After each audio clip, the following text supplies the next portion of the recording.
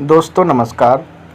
आज हिंदी दिवस है, तो तमाम ऐसे लोग जिनकी मातृभाषा हिंदी है वह लोगों को हिंदी दिवस की बहुत सारी शुभकामनाएं।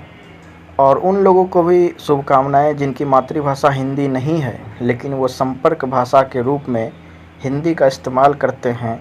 चाहे हम लोग अंगिका भाषी को यदि मगही भाषी से बात करना हो तो हम लोग हिंदी का इस्तेमाल करते हैं। यदि हम अंगिका भाषियों को भोजपुरी से बात करना हो तो हम लोग हिंदी का इस्तेमाल करते हैं। यदि हम अंगिका भाषियों को अगर मैथिली से बात करना हो तो हम लोग फिर हिंदी का इस्तेमाल करते हैं। सुरजापुरी से बात करना हो तो हम लोग हिंदी का इस्तेमाल करते हैं। अवधियों से या फिर बंगालियों से, असमियों से, ब्रज वालों से, खड़ी बोली क्षेत्र वालों से, सभी से यदि किसी से भी बात करना हो तो हम लोग हिंदी का इस्तेमाल करते हैं। यदि हम लोगों को कुछ ऐसे लोगों से बात करने की आवश्यकता पड़ती है जिन्हें हिंदी नहीं आती है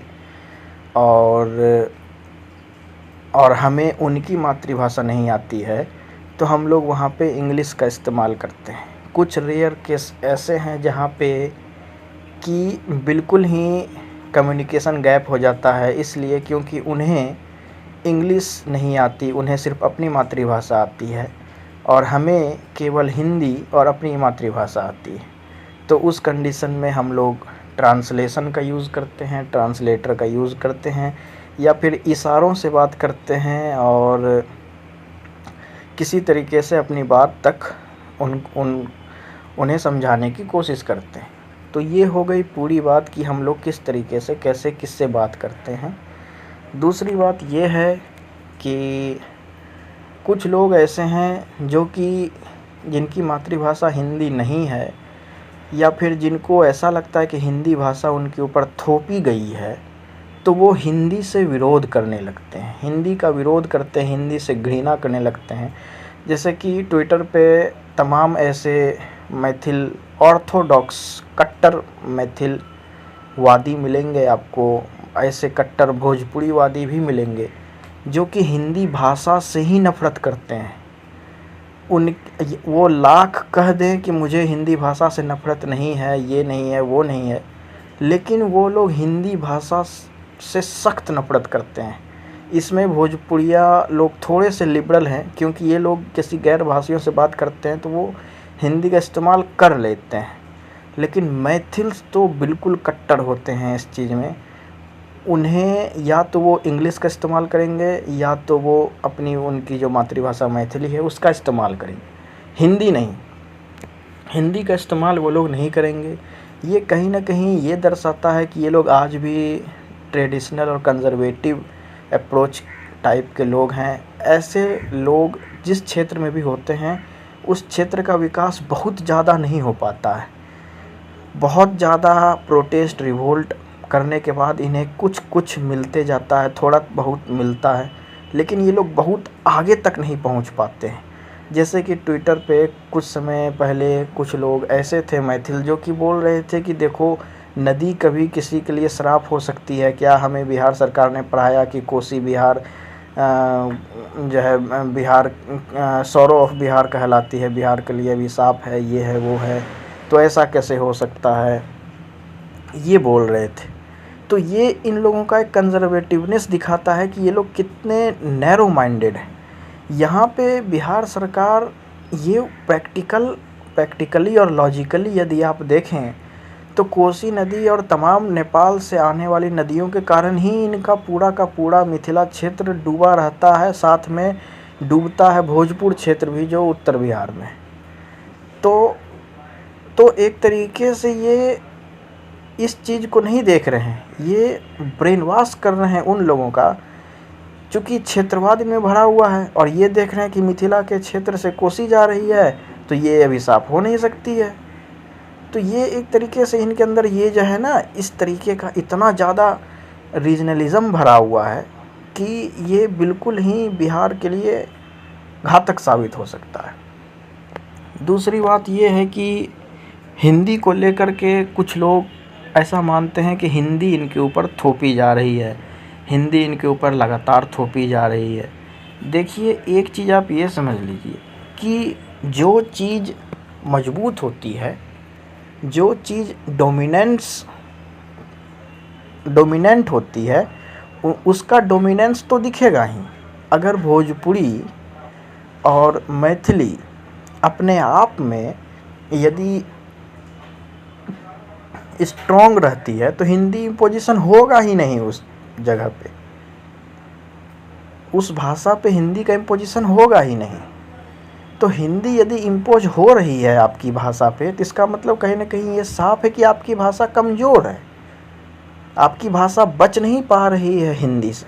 हिंदी लगातार आपके ऊपर इम्पोज होते जा रही है चाहे जिस भी कारण से, तो इसका मतलब आपकी भाषा कमज़ोर है। दूसरी बात ये है कि कुछ लोग हिंदी को लेकर के इतना ज़्यादा ऑफेंसिव मोड में रहते हैं हमेशा कि हिंदी को हमेशा गाली देना है, हिंदी यहाँ जाओ, हिंदी वहाँ करो, Hindi get out, Hindi get out from Mithila, Hindi get out from फलाना ढिमकाना। ये सब तो देखिए केवल एक तरीके से अपना भड़ास निकालने का चीज़ है। ये हिंदी वाला जो नक्शा है बहुत बड़ा, जिसमें कि बिहार, झारखंड और मध्य प्रदेश सारे हिंदी राज्यों को हिंदी करके ऑरेंज कलर में लिखा गया है, वहाँ पे भोजपुरी वाले अपना अलग कलर करके भोजपुर क्षेत्र बना देते हैं। मैथिली वाले अपना अलग बाप का समझ करके बिहार, झारखंड सारा सब कुछ उसमें मिला देते हैं, अपना अलग कलर कर देते हैं। कभी कभी कोई और भी कुछ ऐसे क्षेत्र के लोग हैं, खास करके आपका जो भोजपुर और मिथिला तो ये तो हो ही गए, और भी कई ऐसे क्षेत्र हैं जैसे कि उत्तराखंड साइड पे, तो वो लोग भी कभी कभी पहाड़ी अपना अलग बना देते हैं। तो बात उस चीज़ पे नहीं रखी गई है, इनका कंजर्वेटिवनेस देखने को मिलता है। ये मैप को इसलिए बनाया गया है कि जिस जिस स्टेट की ऑफिशियल लैंग्वेज हिंदी है उस आधार पे हिंदी को रखा गया है।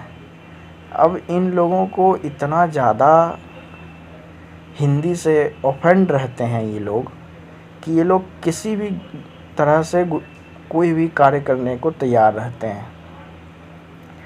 कुछ लोग ट्विटर पे ऐसे हैं जैसे कि उगने विक्रांत, राजन, श्याम मिश्रा, ये लोग तो घुट घुट कर जीते हैं। बिंग रेडिस्कल है, प्रत्युष राज है, ये सब घुट घुट कर जीते हैं डेली, क्योंकि ये लोग अपने आप को बिहारी कहलाना पसंद नहीं करते। बिहारी और हिंदी इनके जीवन में इस तरीके से चिपका हुआ है ना कि ये लोग इससे चाह करके भी अलग नहीं हो पा रहे हैं, जबकि ये लोग अलग होना चाहते हैं। ये उसी तरीके से हो गए कि किसी को काल कोठरी में बंद कर दिया गया हो और ये उतने ही जल्दी निकलना चाहता हो कि मुझे अभी निकलना है उस काल कोठरी से, और डेली उनका जो है ड्यूरेशन काल कोठरी में रहने का बढ़ते जा रहा हो।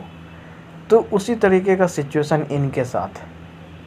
तो बेटा, तुम लोगों को मैं एक बात कहना चाहूँगा, तुम्हारे बाप दादा भी बिहारी थे, तुम भी बिहारी हो, और तुम्हारे बच्चे, तुम्हारा जो बच्चा होगा, कल को शादी हुई और नपुंसक नहीं रहे तो अगर कल को तुम्हारे जितने भी बाल बच्चे होंगे, सीमांचल के लोग और मिथिलांचल के लोग तो वैसे भी बहुत आगे हैं बच्चे पैदा करने में, वो भी किसी न किसी तरीके से बिहारी ही रहेंगे। जैसे झारखंडी आज भी बिहारी हैं, चाहे वो अलग हो गए, तो कल को मिथिला अलग होता भी है लेकिन फिर भी तुम लोग बिहारी रहोगे, याद रखना।